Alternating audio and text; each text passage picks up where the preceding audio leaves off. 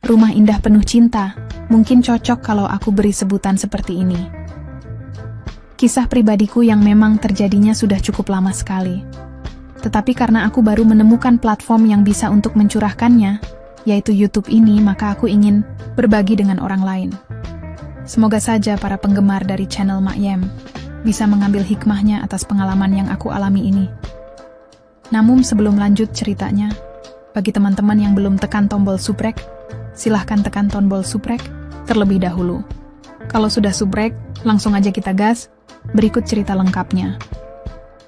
Kisahku ini berawal dari seorang kawanku yang memperkenalkan aku dengan seorang dokter yang sedang membutuhkan seorang sopir. Karena aku memang sudah berpengalaman dan juga mempunyai SIM yang membuktikan bahwa aku memang bisa menyetir, maka Pak Dokter pun dengan mudah menerimaku untuk menjadi sopir di keluarganya itu. Pak Dokter ini berumur 55 tahun dan istrinya berumur 51 tahun. Dan dalam kesempatan ini aku ingin menceritakan kisah yang seharusnya tidak boleh terjadi, yaitu hubungan istimewa antara aku dan istrinya. Sebut saja namanya Bu Dewi. Beliau ini orangnya sangat kalem sekali. Apalagi dengan penampilannya yang selalu berhijab. Aku pun sebenarnya pada awalnya tidak pernah berniat untuk bisa mereguk indahnya dunia bersama dengan Bu Dewi ini. Tetapi itulah yang benar-benar aku alami dalam hidupku. Tentu teman-teman tahu bagaimana kesibukan seorang dokter. Apalagi bapak dokter yang aku ikuti ini adalah dokter spesialis kandungan. Dokter spesialis kandungan itu yang berangkat pagi jam 8, kemudian pulangnya jam 8 malam. Selanjutnya, jam 10 malam harus berangkat lagi ke tempat prakteknya. Dan itu dilakukannya hampir setiap hari, belum lagi kalau ada telepon mendadak dari rumah sakit yang memerlukan kehadirannya. Tidak usah terlalu jauh kita membahas Pak Dokter. Biar lebih menyegarkan, kita langsung bahas saja kisah pribadiku dengan istrinya ya. Karena aku memang tidak diharuskan untuk mengantar Pak Dokter dalam aktivitasnya. Kecuali kalau ada tugas keluar kota. Tugas utamaku adalah mengantar Bu Dewi dan putri-putrinya saja, tetapi yang lebih sering aku hanya dengan Bu Dewi. Karena kedua putrinya bisa menyetir sendiri, hanya Bu Dewi yang karena menurut bapak usianya sudah 51 tahun itu tidak boleh menyetir. Suatu hari tepatnya di bulan Juni, aku mengantar Bu Dewi menghadiri acara reuni bersama teman-temannya. Setelah acaranya selesai, Bu Dewi menelponku untuk menjemputnya di lobi. "Pak Jo, jemput sekarang di lobi ya," ucap Bu Dewi dalam teleponnya. "Oh iya, hampir lupa aku memperkenalkan diriku. Aku bernama Pak Jo, usiaku 27 tahun. "Baik Bu," balasku. Aku pun segera meluncur menjemputnya. Tetapi setelah Bu Dewi naik ke dalam mobil, tampak dari wajahnya seperti sedang gundah. Karena aku memang sudah terbiasa mengobrol dengannya, dikala dalam perjalanan kemanapun di dalam mobil. Saat mobil sudah melaju, aku langsung bertanya kepada Bu Dewi. "Bagaimana Bu? Acara reuninya senang ya Bu? Bisa bertemu teman-teman lama?" tanyaku kepada Bu Dewi. "Seharusnya seperti itu Pak Jo. Tetapi karena Bapak tidak bisa ikut, Ibu jadi merasa malu dan minder karena semua membawa pasangan masing-masing," jawabnya. "Ya yang sabar Bu, karena Bapak memang sangat sibuk dengan tugasnya," ucapku pelan. Tampak Bu Dewi menghela nafas. "Iya memang betul Pak Jo, tetapi akhir-akhir ini Bapak semakin sibuk saja, sehingga Ibu merasa Bapak sudah tidak perhatian lagi," ucap Bu Dewi dengan penuh kesedihan. Sehingga aku sempat merasa kasihan dengannya, tetapi apalah daya, aku hanya sopirnya. "Oh, iya Pak Jo, istrinya di kampung, bagaimana kabarnya?" Tiba-tiba Bu Dewi mengalihkan pembicaraan. "Baik-baik saja Bu, tetapi kemarin istri saya telepon dan meminta saya bisa pulang dulu," jawabku. "Memang ada yang penting ya? Kok istri Pak Jo menyuruh pulang?" tanya Bu Dewi serius. "Tidak ada kok Bu," ucapku pelan.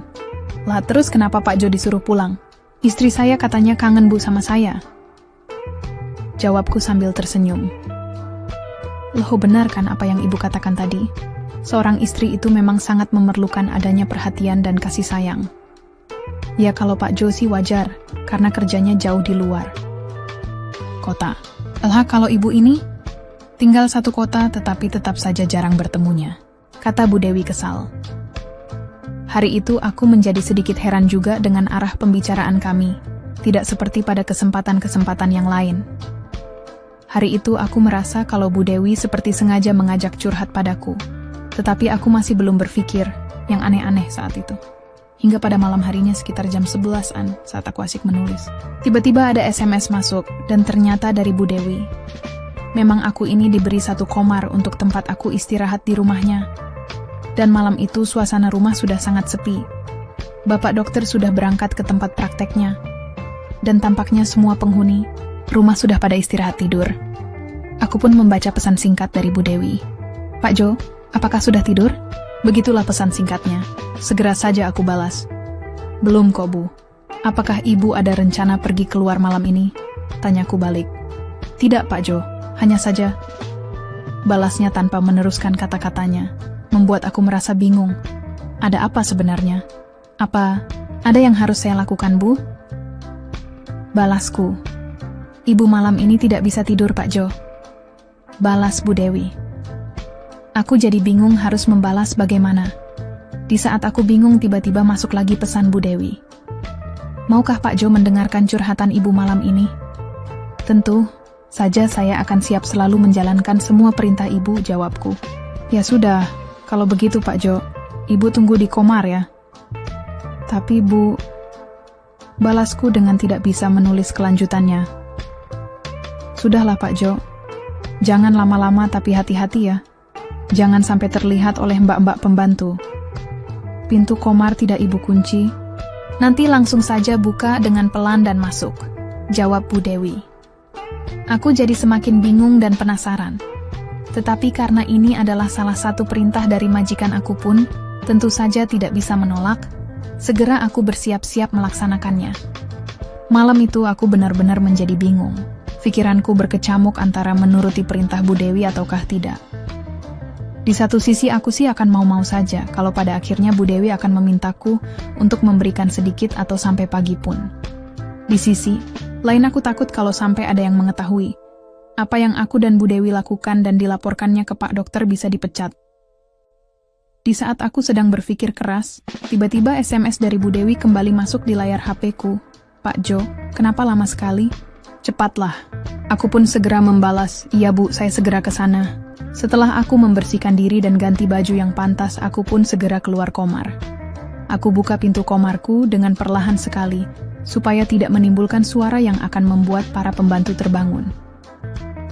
Dengan mengendap-ngendap, aku berjalan sembari, celingak-celinguk bagai pencuri yang sangat berpengalaman. Karena kalau sampai ada yang melihatku baik itu pembantu atau putri Pak Dokter, wah bisa gagal dong.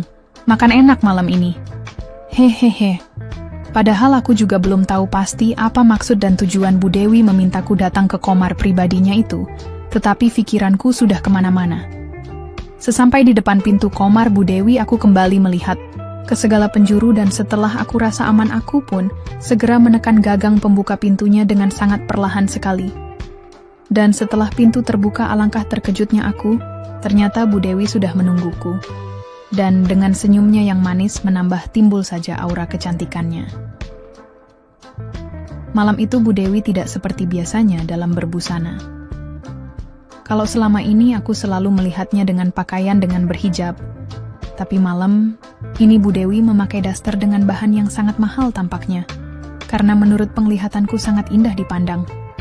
Apalagi yang memakainya, malam ini tampak sangat cantik, mempesona dan mengundang. Aku jadi bengong dibuatnya malam ini. Di saat aku terkagum-kagum itulah, Bu Dewi mendekat dan berkata dengan pelan, "Silahkan Pak Jo duduk dulu." Dan malam itu aku benar-benar sangat gugup sekali. Bingung dan juga bertanya-tanya, di dalam hati apa yang akan terjadi malam ini ya? Untuk menghilangkan rasa panik yang ada, aku pun meminta izin untuk ke komar kecil. "Bu, komar kecilnya di mana ya?" tanyaku. "Sini, Ibu tunjukin," katanya sambil menggandeng tanganku. "Itu komar mandinya," Bu Dewi berkata sambil menunjuk ke arah komar mandi. Aku pun langsung menuju ke arah yang dimaksud. Ketika aku hendak menutup pintu komar mandinya, tiba-tiba saja Bu Dewi menahan dari arah luar dan berkata, "Jangan lama-lama loh," dengan disertai sebuah senyum yang sulit aku mengerti. Saat aku di komar kecil itu, aku perhatikan barang-barang yang ada di dalam kamar mandi itu. Tanpa sengaja aku melihat sebuah benda berwarna pink di belakang botol. Shampoo. Ketika ku perhatikan lagi, ternyata itu sebuah... Tiba-tiba saja Bu Dewi masuk ke kamar mandi. Kebetulan pintunya memang tidak aku kunci. Sudah kaget karena melihat mainan Bu Dewi di kamar mandi itu tadi, kali ini ditambah lagi dikagetkan oleh gerakan dari belakang badanku. Sedangkan saat itu tangan kananku yang sedang memegang barang bagus yang aku temukan tadi itu. Itu dipegang oleh Bu Dewi sambil berkata, "Itu mainan aku, kalau aku pas lagi sangat ingin." Bisiknya di belakang telingaku. Aku diam sejenak, jantungku berdebar-debar. Itu masih kalah enak sama yang asli tentunya. Ucapnya manja. Tanpa permisi Bu Dewi langsung berusaha untuk membawaku ke suasana romantis, dan tentu saja menimbulkan rasa keberanianku. Tetapi aku masih berusaha untuk berpura-pura, supaya tidak dianggap aku ini hanya ingin memanfaatkan kesempatan. "Jangan, Bu," kataku. "Kenapa? Pak Jo tidak suka ya?" tanyanya sambil terus berusaha. "Saya masih takut, Bu," jawabku. "Tidak apa-apa. Pak Jo tenang saja. Bantulah saya malam ini terbebas dari masalah ini. Kalau Pak Jo tidak mau, saya malah akan berteriak. Dan semua yang ada di rumah ini akan tahu. Secara otomatis kamu akan kena masalah. Dan dipecat oleh Bapak, bagaimana?" katanya. Aku akhirnya hanya diam. Dalam hati aku berkata, jangankan ibu yang meminta. Tanpa ibu meminta pun pasti saya yang akan memintanya. "Ayo kita ke kamar saja biar lebih tenang," ucapnya. Aku dituntun olehnya keluar kamar mandi. Begitu masuk kamar dan sudah berada di dekat tempat tidur yang tebal, indah dan empuk tentunya. Ia menoleh ke arahku dan memulainya untuk rapat pleno kenegaraan. Saat rapat pleno yang beranggotakan 2 orang tersebut, aku hanya diam dan aku pun menuruti apa yang diinginkan. Bu Dewi tersenyum manis karena aku terus mengikuti perintahnya, dan pada akhirnya kami berdua tertidur karena lelah. Hampir saja aku ketiduran dalam waktu yang lama. Aku terbangun jam 3.30 dan segera saja keluar dari kamar pribadi Bu Dewi. Tetapi pada saat aku mengendap-engendap untuk kembali ke kamarku, ternyata Mbak Sri, yaitu pembantu yang seorang janda, sudah bangun dan sedang menyapu lantai. Tentu saja Mbak Sri melihat aku yang baru saja keluar dari kamar Bu Dewi. Apakah yang akan terjadi selanjutnya? Apakah Mbak Sri akan diam saja ataukah melaporkan ke Pak Dokter? Ataukah Mbak Sri akan meminta hal yang sama seperti apa yang sudah diberikan Pak Jo kepada Bu Dewi untuk tutup mulut? Secara Mbak Sri ini sudah cukup lama hidup sendiri tanpa seorang suami. Kita tunggu saja apa yang akan terjadi nanti. Sekian dan terima kasih. Sekali lagi, tidak pernah lupa Mimin ingin mengingatkan bahwa tidak ada maksud untuk merusak moral. Tapi di sini kami selaku admin channel Makyem hanya berbagi pengalaman dari viewer saja, yang tentu saja tidak untuk ditiru. Terima kasih sudah mau mendengarkan kisah nyata ini. Ambil baiknya dan buang buruknya dari cerita kisah ini. Semoga hal seperti ini tidak terjadi kepada kita semua, bosku, dan semoga kita semua dilindungi dari mara bahaya. Amin ya rabbal alamin. Terima kasih dan sampai jumpa di cerita selanjutnya. Jangan lupa like, komen, share, dan subscribe.